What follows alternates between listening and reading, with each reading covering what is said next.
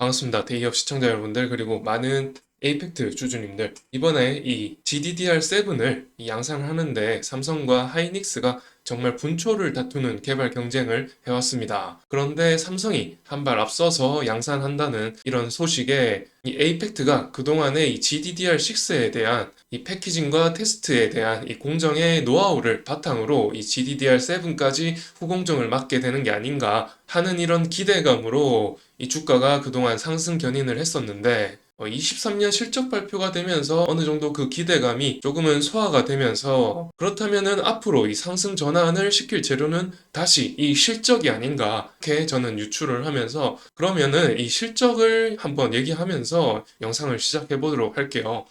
자, 이것은 에이펙트의 연간 보고서 재무제표이고요. 여기서 보시다시피 이 당기순이익이 여기가 23년인데 23년에 무려 167억 원을 적자를 내면서 적자 전환을 했습니다. 이 당기순이익이 이렇다 보니까 이 ROE도 마이너스로 전환했겠죠. 약 마이너스 15.7%를 기록을 했고요. 그런데 이 BPS에서 23년에 조금 늘어나는데 2,900원으로 늘어납니다. 당기순이익이 연간 마이너스 167억이나 기록을 했기 때문에 이 유보율이 감소하는 게 너무 당연하죠. 그렇다 보니까 이 BPS가 24년에 들어서 1분기, 2분기에는 어느 정도 하락하지 않을까 이렇게 생각이 들고요. 그래서 이 기업 가치적인 측면에서 이 IDM, 이 삼성과 하이닉스에 굉장히 영향력 있는 평균적인 기업 가치가 거의 5배에서 10배 정도 시장에서 매겨지고 있는데 그것을 감안하면은 에이펙트의 현재 주가는 약 2배 정도 매겨진 걸로 보이고요.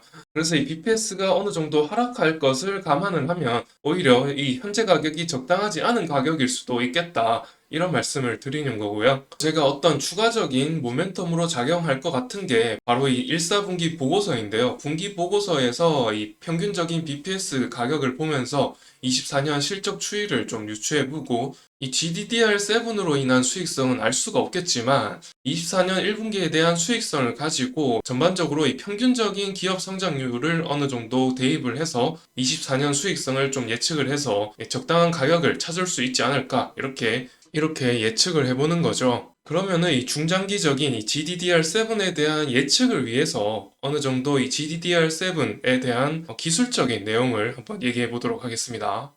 여기 보이시는 사진들이 이제 GDDR7이랑 HBM 3E 12단 적층용 삼성이 최근에 공개한 HBM 신제품입니다. 먼저 이 GPU 그래픽카드에 관심이 좀 있으신 분들은 아시겠지만 요즘에 GTX 4000번대가 나오고 있죠. 여기 4000번대에 사용되는 게 이제 GDDR6가 사용되는 것으로 알려져 있고요. 그리고 이 그래픽카드에 HBM도 뭐 사용을 할 수가 있고 이 GDDR도 사용을 할 수는 있습니다. 그런데 HBM보다 GDDR을 사용하는 이유를 설명을 드리려면 스펙을 좀 어느 정도 말씀을 드려야겠죠. 이 GDDR6 같은 경우 이 데이터를 처리하는데 순간적으로 1.1TB를 처리한다고 합니다, 조당. 그런데 이 7으로 업그레이드 되면서 약 1.4배가 증가를 하면서 약 1.5TB를 초당 처리를 한다고 하는데 이게 어느 정도냐면 UHD 영화 있죠?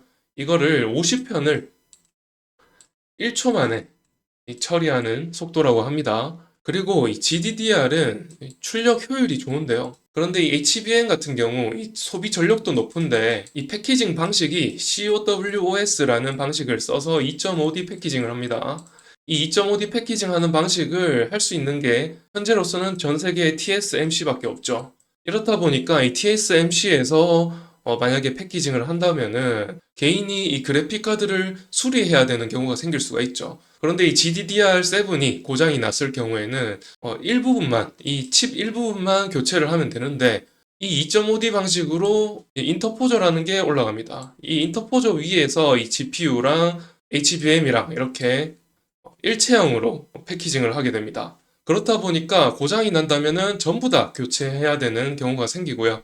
그래서 이걸 만약에 수리를 한다면은 TSMC가 수리를 해야 되겠죠. 가뜩이나 이 공정하는데 시간도 오래 걸리는데 수리할 일까지 생겨버리면 TSMC가 가뜩이나 요즘 공장 가동률이 포화 상태에 이르면서 공급에 차질을 겪고 있죠. 그런 부분을 생각을 해보신다면은 이 HBM을 패키징 하는 것보다 이 삼성의 이 GDDR7을 패키징 하는 게 더 낫다는 것이죠. 그리고 한 가지 더 이유가 있습니다. 이 HBM은 D램을 적층해서 이렇게 쌓아 올린 것인데요. 대역폭은 비교할 수 없을 정도로 큽니다. 엄청나게 큰데 수십 배 차이 날 정도로 큰데 그 대신에 이 적층으로 쌓다 보니까 열이 많이 발생한다는 거죠. 이 열이 많이 발생하는데 방열 수단도 마땅치가 못합니다. 적절하게 방열하기가 굉장히 까다로운 구조라서 이 GDDR은 그에 비해서 이 방열하는 것도 수월하다는 거죠. 단층이라서 개인용으로 쓰기가 더 수월하다는 것이고 그런 점에서 이 엔비디아는 이 GDDR을 사용해서 개인에게 그래픽카드는 웬만하면 이 GDDR을 사용해서 패키징해서 공급하고 있습니다. 자, 결론적으로 말씀을 드리면은 GDDR6를 패키징하는 게 어떤 업체라고 말씀을 드렸죠?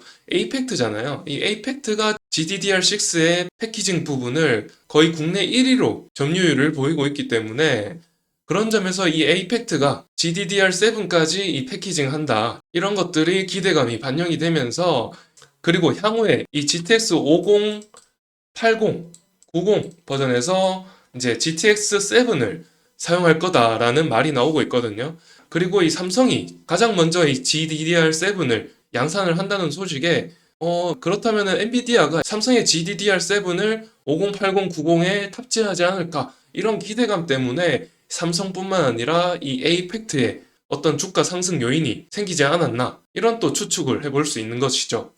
자, 그러면은 마지막으로 차트를 보시면서 말씀을 드리면은 오늘 이렇게 상승 양봉이 크게 나왔는데 최근에 이 금리 인하 가능성이 점점 소멸하면서 환율이 크게 오르고 있는데요. 그에 따라서 이 외국인 자본이 빠져나간다는 이런 주의도 좀 하셔야 되겠고, 이스라엘과 이란의 전쟁 이슈 이런 것들도 좀 체크를 하시면서 이런 전쟁 긴장감 속에서 이 주가의 향방 이런 것도 좀 주의를 하셔야겠습니다.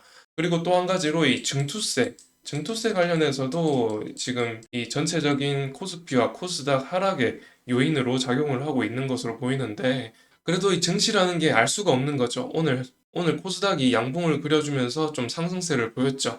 그런 점을 비춰봤을 때 거시적인 경제라든가 제가 또 개별적인 이슈라든가 이런 것들을 전체적으로 알려드렸기 때문에 충분히 이제 투자를 하시는데 판단을 하실 수 있을 것이라고 생각해 봅니다. 그러면은 이번 영상은 여기서 마치도록 하고요. 다음 영상에서 또 새로운 이슈를 가지고 에이펙트 영상을 촬영하도록 하겠습니다. 그러면 마지막에 이 구독과 좋아요 한 번씩 부탁드리겠습니다. 감사합니다.